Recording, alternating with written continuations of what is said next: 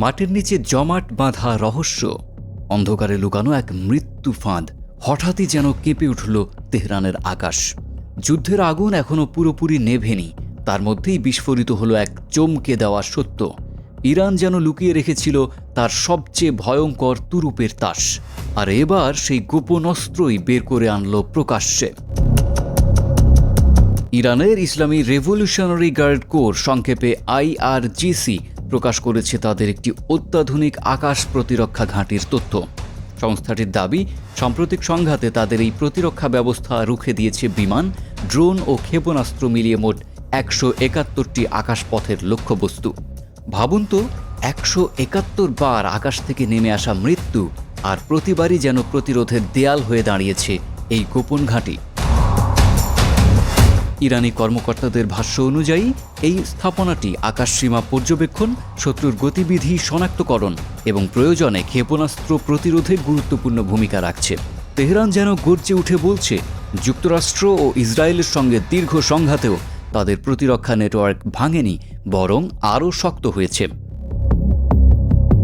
কিন্তু এই সামরিক শক্তি প্রদর্শনের আড়ালে লুকিয়ে আছে আরেক নাটকীয় মোড়। ওয়াশিংটন আর তেল আবিবের মধ্যে দেখা দিয়েছে বিশ্বাসের ফাটল। এক্সিওএস-এর প্রতিবেদনের বরাত দিয়ে জানা গেছে, ট্রাম্প ব্যক্তিগতভাবে নেতানিয়াহুর কিছু সিদ্ধান্ত ও নীতিতে হতাশ। বিশেষ করে ইরান, গাজা ও লেবানন নিয়ে দুই নেতার অবস্থানের মধ্যে দূরত্ব তৈরি হয়েছে। এমনকি ট্রাম্প নেতানিয়াহুর সম্পর্কে বলেছেন, নিজের রাজনৈতিক সমস্যার জন্য নেতানিয়াহুই নিজের সবচেয়ে বড় শত্রু। তবে এই মন্তব্যটি প্রকাশ্য বক্তব্য নয়, ট্রাম্পের সঙ্গে কথা বলা ব্যক্তিদের বরাত দিয়ে প্রকাশিত একটি প্রতিবেদন থেকে এসেছে। আরও চমকপ্রদ বিষয়, আগামী 27 অক্টোবর ইসরায়েলি নির্বাচনের ঠিক আগ মুহূর্তেও প্রকাশ্যে নেতানিয়াহুর পাশে দাঁড়াননি ট্রাম্প। জরিপের হিসাব বলছে, প্রয়োজনীয় 61 আসনের নিচেই থাকতে পারে তার জোট। অর্থাৎ যুদ্ধক্ষেত্রের চাপের পাশাপাশি এবার রাজনৈতিক মঞ্চেও একা হয়ে পড়ছেন নেতানিয়াহু। এদিকে ইরান যখন তার গোপন শক্তি দেখিয়ে বলছে, আমরা এখনও অজেয়, অন্যদিকে সেই ইরান ইস্যুকে ঘিরেই ভাঙছে যুক্তরাষ্ট্র ইসরায়েলের পুরনো বন্ধন।